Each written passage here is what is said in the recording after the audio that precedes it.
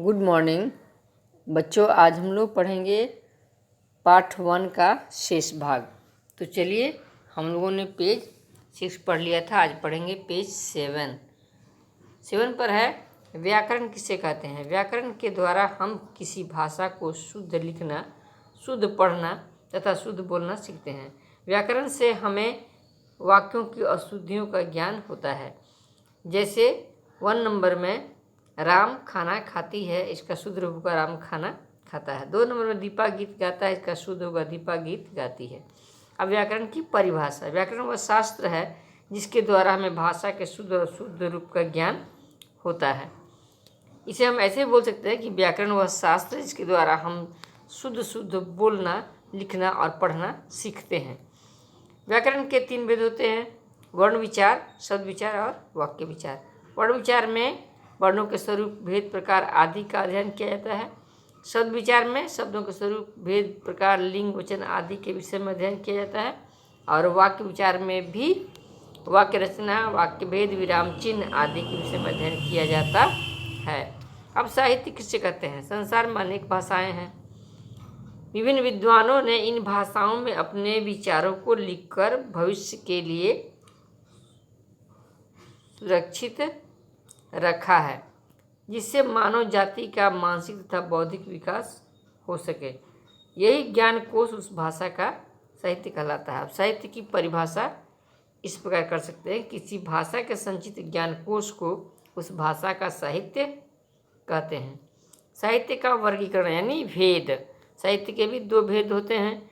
यहाँ बच्चों ऊपर में भाषा लिख दिया गया है, जबकि साहित्य होना चाहिए, आप ध्यान देंगे।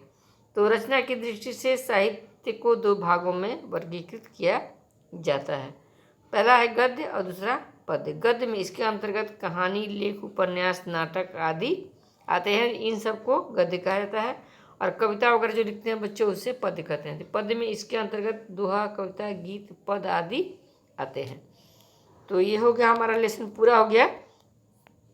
तो अब हम चलते हैं कि क्या हमने सीखा और अभ्यास प्रश्न थोड़ा देखेंगे। तो हमने सीखा, क्या सीखा? भाव तथा विचारों के आदान प्रदान को भाषा कहते हैं।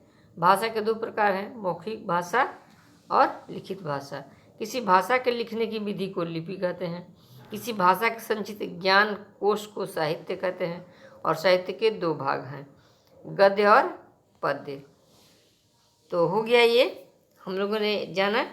और इस प्रकार ये अभ्यास प्रश्न आप 1 से लेकर 5 तक खुद कॉपी में इसे बनाएंगे। ये किताब में जगह भी नहीं बनाने का, जो जगह है वो हम तुरंत बता देते हैं फटाफट। तो ये ख नंबर का हम बता देंगे आपको। इसमें भाषा के लिखित रूप को लिखित भाषा कहते हैं, ये सही होगा। और 3 नंबर का हिंदी भाषा की लिपि देवनागरी है, ये भी सही होगा। और 5 नंबर में भाषण, आकाशवाणी व बातचीत आदि मौखिक भाषा के रूप है, ये भी सही होगा। बाकी ये 2 नंबर और 4 नंबर दोनों गलत है। और गौ नंबर में देखेंगे कि हिंदी और संस्कृत भाषा की लिपि अभी हम लोगों ने पढ़ा, क्या है? देवनागरी है। यहाँ से भरेंगे। 2 नंबर में किसी भाषा के संचित ज्ञान कोश को कहते हैं, क्या कहते हैं? साहित्य कहते हैं। और यहाँ 3 में किसी भाषा के लिखने की विधि कहलाती है, क्या कहलाती है? लिपि कहलाती है। और यहाँ 4 में हिंदी भाषा की है, हिंदी भारत की है, भारत की राष्ट्र भाषा। और यहाँ किसके द्वारा हमें भाषा के शुद्ध और अशुद्ध रूप का ज्ञान होता है? यहाँ लिखेंगे, इसमें से व्याकरण भर देंगे, व्याकरण के द्वारा। तो ये हो गया हमारा लेसन। उम्मीद है आप लोगों को समझ में आ गया होगा। तो मिलते हैं हम लोग अगले पाठ में, अगले वीडियो में। तब तक के लिए धन्यवाद।